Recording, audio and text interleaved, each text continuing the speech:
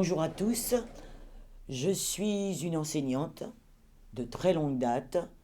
J'ai donc enseigné à l'école élémentaire, à l'école primaire, maternelle, professeur certifié en histoire et géographie et, parallèlement, je fais de la recherche en éducation. J'ai très vite été interpellée par un souci, une problématique qui m'a appelée dès le début de ma carrière, que j'ai effectuée à Anse-Bertrand, dans une école maternelle. Et c'est une problématique, c'est un sujet tabou, personne n'en parle. Tout le monde sait, je pense que les gens savent de manière consciente ou inconsciente, que c'est un souci, une problématique qui a toujours existé chez nous, que ce soit en Guadeloupe, en Martinique ou ailleurs dans la Caraïbe. D'ailleurs, je tiens à préciser que mon terrain de recherche a été la Martinique, puisque j'y travaille, mais que je pense que ces problématiques recouvrent également la Guadeloupe. Et en milieu anglophone, j'ai fait quelques recherches, mais je ne maîtrise pas vraiment le bassin anglophone. Donc je m'intéresse aux Antilles françaises et j'ai donc une expérience de travail sur la Martinique. Alors, ce tabou, c'est l'origine sociale des élèves. Et bien entendu, cette origine sociale, d'après les recherches que j'ai faites, est souvent euh, on la retrouve également, l'origine sociale est couplée avec la couleur de la peau des individus. On ne va pas parler de racisme, et dans mon développement, je vous expliquerai pourquoi. Il existe de manière consciente ou inconsciente dans la relation éducative des violences symboliques qui se perpétuent au sein des sociétés caribéennes vis-à-vis de certains groupes humains basés sur des critères en lien avec le milieu social d'origine et la couleur de la peau. Ces dispositifs temporaires de communication interagissent dans le groupe classe avec le poids des préjugés, des représentations qui peuvent sur le long terme avoir des effets négatifs sur la trajectoire de vie de certains individus, tels que l'exclusion scolaire et l'exclusion sociale. Pour mieux cerner cette problématique, il semble indispensable de définir ce sujet tabou qu'est le colorisme. À ce propos, j'ai découvert un auteur américain, j'ai dû faire la traduction. Il s'agit de Deborah Gabriel, qui dans un ouvrage intitulé Layers of Blackness, définit cette notion comme un processus de discrimination basé sur le teint de la peau parmi les membres d'un même groupe ethnique, dans lequel une peau plus claire est plus valorisée que les teints plus foncés. Dans cette étude, la diaspora africaine en Grande-Bretagne est examinée dans le cadre d'une communauté noire mondiale avec des expériences partagées d'esclavage, de colonisation et de néocolonialisme. Le colorisme apparaît donc comme une forme de racisme qui implique préjugés, stéréotypes et perception de la beauté. Par conséquent, les enfants, plus exactement les élèves, qui souffrent d'expériences raciales négatives en raison de la couleur de leur peau, peuvent être stigmatisés et avoir une faible estime de soi. Nous allons maintenant faire un petit retour dans l'histoire, car il est important de replacer les choses dans leur contexte. Pour comprendre, l'histoire des Antilles françaises, la Guadeloupe et la Martinique, est organisée autour d'une hiérarchie socio-raciale. La couleur de la peau et l'origine sociale ont été des facteurs disqualifiants dans nos systèmes éducatifs. Qu'en est-il d'abord dans la Caraïbe anglophone? Petit rappel, petite étude que je ne maîtrise pas forcément, mais nécessaire. À partir de 1743, après des siècles de colonisation, on retrouve une forte empreinte du système éducatif anglais. Comme aux Antilles françaises, avant 1838, inculquer une éducation aux esclaves met en opposition les propriétaires de plantations et les missionnaires chrétiens. Après l'émancipation, l'éducation des anciens esclaves devient problématique car 300 ans de colonisation anglaise ont défini un socle commun, social, historique, éducatif. L'éducation des Noirs est inexistante. À partir de 1948, l'objectif principal est de développer au sein du système éducatif une identité sociale dans le respect des impératifs éthiques et nationaux. Les traditions académiques anglaises sont toujours partie intégrante du système éducatif de la Caraïbe anglophone. Mais l'éducation permet de développer des capacités cognitives et intellectuelles utilisant l'enseignement et l'apprentissage de l'environnement et de l'expérience académique pour l'autonomie, la maturité et le caractère de chacun individuel et global. Donc, ils ont gardé le système anglais, mais pour servir leur pays, pour développer tout ce qu'il y avait à développer avec la rigueur que nous connaissons anglaise. Voyons maintenant les débuts de l'instruction à la Martinique. Après 1848, qui est la date de l'abolition de l'esclavage officiel dans les papiers, puisque sur le terrain, ça n'a pas été cela. La Martinique connaît des transformations économiques et sociales. La masse des anciens esclaves va constituer de nouvelles classes sociales.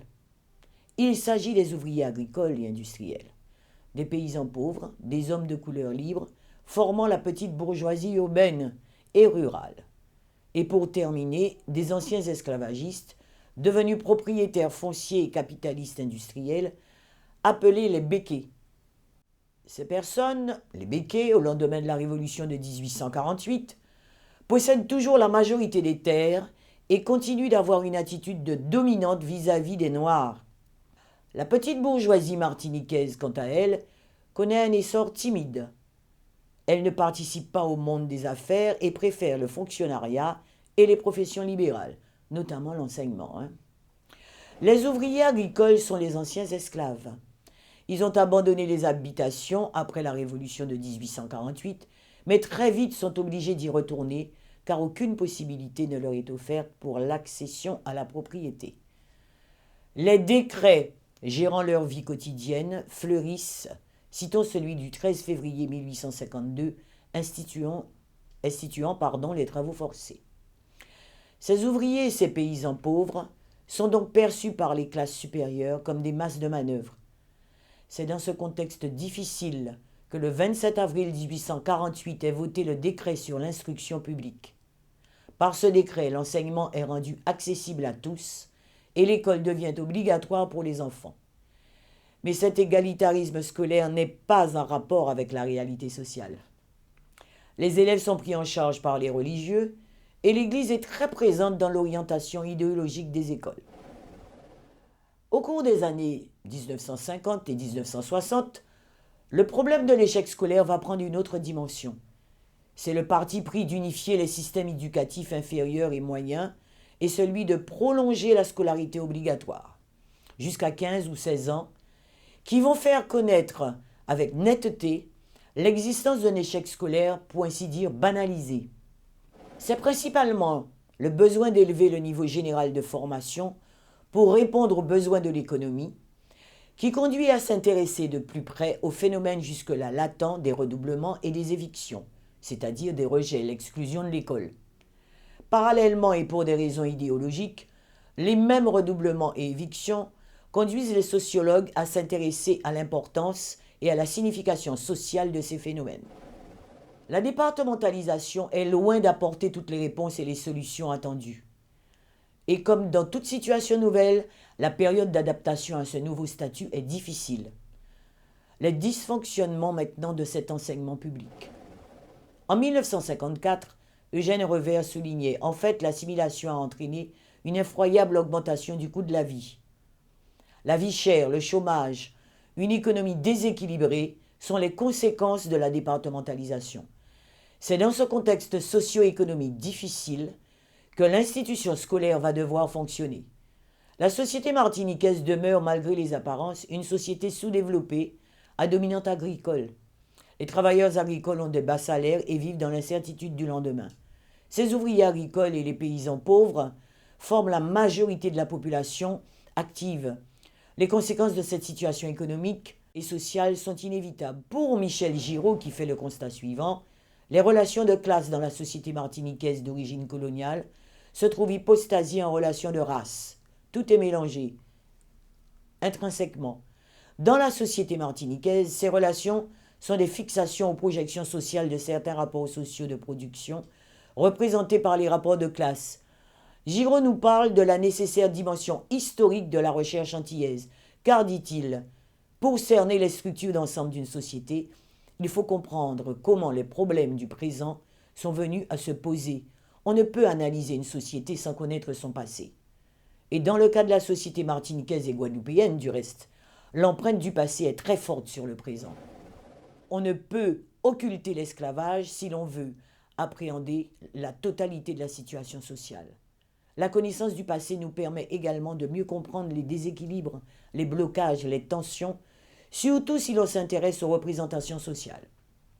Cette hypothèse est générale, et Giraud décide de s'intéresser à l'étude des relations sociales entre enfants et adolescents de différentes couleurs au sein d'organismes d'enseignement de la Martinique.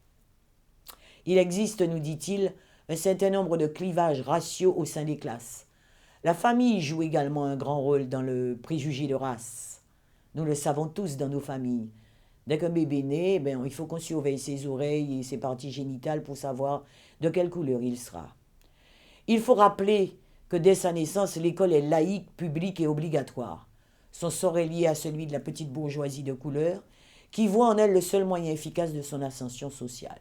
Ces remarques nous permettent de mieux situer socialement la grande majorité des parents, des enfants confiés aux enseignants, et aussi de mesurer la distance sociale entre parents et enseignants. Les élèves sont pour la majorité issus de milieux populaires, des milieux ruraux en particulier. L'ouvrage de M. Giraud, Race et classe à la Martinique, est toujours d'actualité et va nous permettre de mieux cerner les préjugés de race et de couleur omniprésents dans la société martiniquaise de 1950. Les sociétés antillaises, nous dit l'auteur, sont marquées par la question de la couleur. La départementalisation en renforçant l'emprise française accroît ce phénomène. Il tâche l'auteur de cerner les rapports unissant l'ordre social et l'ordre racial. L'école devient le principal vecteur de l'assimilation et représente une victoire pour la petite bourgeoisie. Quelles sont les politiques sociales mises en œuvre à cette époque ? Les politiques sociales et éducatives mises en œuvre pour l'enfance en difficulté ont pour mission l'accueil, l'encadrement, l'éducation et l'instruction des plus démunis, orphelins, des enfants abandonnés, de toute une population pauvre et déshéritée. Aussi loin que le remonte l'époque coloniale, il a toujours existé une forme d'assistance aux personnes déshéritées. Dès son implantation en colonie, l'Église, la sacro-sainte Église, par le ministère des Capucins et des religieux, considère comme un devoir social et sacerdotal l'assistance aux pauvres. Les hospices et les maisons d'éducation sont généralement annexés d'un service en faveur des pauvres et des malades. En 1741 est créé dans la ville de Saint-Pierre l'hospice de charité. Cette institution accueille les filles et les femmes pauvres de la colonie et les enfants pauvres et enfants trouvés. Cependant, la ségrégation raciale sévissant, l'enfant trouvé n'est admis de droit que s'il est blanc. Les autres noirs ou mulâtres sont admis après délibération du conseil. Ces orphelins avant 12 ans et les filles avant 15 ans sont mis en apprentissage hors de l'hospice. Chez les habitants, à la fin de cette formation, ils deviennent ouvriers ou distillateurs. Les préjugés de race et de classe hier et aujourd'hui, c'est-à-dire, où en sommes-nous ? Nous pensons qu'il existe encore à la Martinique, et probablement en Guadeloupe, une école inégalitaire discriminante. Et nous devons tenir compte de l'histoire de ce département afin de permettre l'émergence d'une véritable cohésion sociale. Mais on assiste jusqu'à aujourd'hui dans la société martiniquaise et dans la société guadeloupéenne à une persistance du préjugé racial et de l'injustice sociale. Jacques Dumont, journaliste, dans une interview donnée en 2009 à l'Express, dit ceci: « Les bases de la société antillaise continuent de reposer sur les hiérarchies raciales et sociales. Cette racialisation des rapports sociaux se manifeste également dans le système éducatif. » Sylvain Faraudière, ancien vice-recteur inspecteur d'académie à la Martinique, dénonce aussi l'échec scolaire aux Antilles françaises pour une majorité des enfants martiniquais dans un premier article datant de 2008, année de la sortie de son ouvrage « L'école aux Antilles françaises ». Il révèle sous l'action de l'école deux échecs historiques majeurs, la persistance du préjugé de race et l'incapacité d'avoir créé une société réellement démocratique. La hiérarchisation sociale de notre société, dit-il, s'est construite pendant plus d'un siècle sur l'ignorance et l'analphabétisme du peuple et il existe bien un frein à la scolarisation, car une majorité de la population s'est installée dans les zones rurales. La réalité coloniale est tenace aux Antilles et a eu pour effet une sous-scolarisation du plus grand nombre et le renforcement des effets négatifs du développement séparé des groupes raciaux. Dans ces conditions, nous dit l'auteur, l'école n'a pas rempli son rôle. Toute cette misère intellectuelle à cause d'une minorité de Martiniquais nourris aux préjugés de race. Mais les temps ont changé, les consciences s'éveillent. Les petits nègres des mornes, comme on disait, ainsi que leurs descendants, c'est-à-dire nous, savent aujourd'hui le rôle qu'ont joué ceux qui avaient la possibilité de les instruire et qui ne l'ont pas fait afin de leur interdire toute promotion sociale. Sous la Troisième République, l'école est un outil d'assimilation des colonies. Le projet scolaire est clair, une école pour tous, publique, laïque, gratuite, obligatoire, l'école du peuple. Avant la départementalisation, l'instruction primaire n'existe que là où il y a des moyens, dans les milieux urbains et quelques hameaux. La majorité de la population n'y a pas accès. Il en résulte une sous-scolarisation du plus grand nombre, formée de nègres en général, puisque la scolarisation universelle ne commence aux Antilles qu'en 1980, soit un siècle après la loi de Jules Ferry. L'école est un instrument de l'idéologie mulâtre. En effet, en 1870, il s'agit d'instruire dans un premier temps les enfants des fonctionnaires de la colonie et ceux des bourgeois de couleur. Il existe bien une idéologie mulâtre qui s'intensifie par la construction de certains établissements scolaires, notamment le lycée Schellcher. Bien que les républicains martiniquais se soient battus pour la laïcisation de l'enseignement, ils n'ont finalement pas poursuivi la lutte pour instituer un enseignement gratuit et obligatoire et public pour tous, et ont opté pour l'élitisme racial, intellectuel et économique. Des établissements tels que le lycée Schellcher, le petit lycée, le petit pensionnat couvrent la totalité des besoins d'éducation des enfants de la population aisée de la capitale. Il va de soi que ces enseignements ne sont pas accessibles pour la majorité des petits Martiniquais pauvres descendants d'esclaves, retranchés dans les mornes après 1848. Certes, il existe des salles d'asile, des classes fourre-tout, des garderies où des enfants des mornes sont entassés et ne reçoivent aucun enseignement. La discrimination par l'instruction a renforcé les effets négatifs du développement séparé des groupes raciaux en figeant les hiérarchies dans l'ordre socio-économique, de même que les représentations sociales, en facilitant la diffusion de l'idéologie mulâtre, autre volet des préjugés raciaux. Nos territoires sont marqués par l'histoire et l'on retrouve aujourd'hui une géographie sociétale qui prévalait à l'école, où plus on est noir et plus on est pauvre, comme si la pauvreté était concomitante et intrinsèque à la couleur de la peau, héritage de la hiérarchie des couleurs issue de l'esclavage colonial. Le travail d'histoire s'avère plus que nécessaire pour faire sortir les mentalités, les chiffres, les faits de la structure coloniale, que si elle a disparu sur le plan juridique, perdure dans ses conséquences, notamment dans le système éducatif. En résumé, dans nos pays, se pose imbriquée à la question sociale la question raciale, due à une insuffisance ancestrale de considération liée à la couleur de la peau. Aujourd'hui, notre système éducatif est face à une situation sociale alarmante, avec un taux de chômage des jeunes élevé, un taux d'échec scolaire difficile à endiguer, des situations de violence en augmentation. L'Académie de la Martinique, sous l'égide du recteur Siganos et de tous les acteurs éducatifs, a mis sur pied en 2010-2011 un guide de présentation des dispositifs d'accompagnement à la réussite éducative partagée. Ce guide a pour vocation de présenter aux acteurs éducatifs l'essentiel des prises en charge internes et externes à l'éducation nationale, pouvant être impulsées et mises en œuvre à partir du comité d'éducation à la santé et à la citoyenneté de chaque établissement scolaire et à chacun des élèves concernés. Cette prise en charge se décline autour de plusieurs dispositifs. Quels sont les dispositifs proposés? Alors nous avons, pour la lutte contre le décrochage scolaire, on parle de quoi? L'élève quitte l'institution scolaire, arrête le cursus avant qu'il ne soit terminé. À l'intérieur de ces dispositifs, nous avons des structures, des publics visés, un certain nombre de missions confiées à des acteurs ayant tous un seul objectif, la réussite des élèves, quels que soient les moyens mis en place. Il s'agit toujours d'accompagnement éducatif qui vise l'ensemble des collèges, de l'éducation prioritaire, des réseaux ambition réussite, les objectifs étant d'assurer à chaque élève, quel que soit son milieu familial, un encadrement, tant au niveau de son travail personnel que de ses activités périscolaires. Ce dispositif devrait contribuer à l'égalité des chances entre les élèves. Pour ce faire, plusieurs programmes sont mis en place. Alors nous avions le RASED, nous avons également, pour éviter les redoublements systématiques, depuis de nombreuses années, il y a eu les cycles, des mesures plus personnalisées. Les élèves repérés en difficulté bénéficient de PPRE, des programmes personnalisés de réussite éducative, mis en place par l'enseignant, le professeur des écoles ou instituteur. Ce dispositif est mis en place pour les élèves en grande ou en moyenne difficulté scolaire, identifiés et positionnés.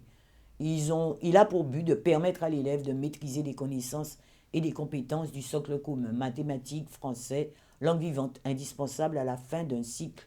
Alors, les SEGPA, c'est un autre système où on s'occupe des élèves ayant des difficultés scolaires graves et durables. Ce dispositif pédagogique s'inscrit dans un domaine plus global de l'adaptation et de l'intégration scolaire, AIS.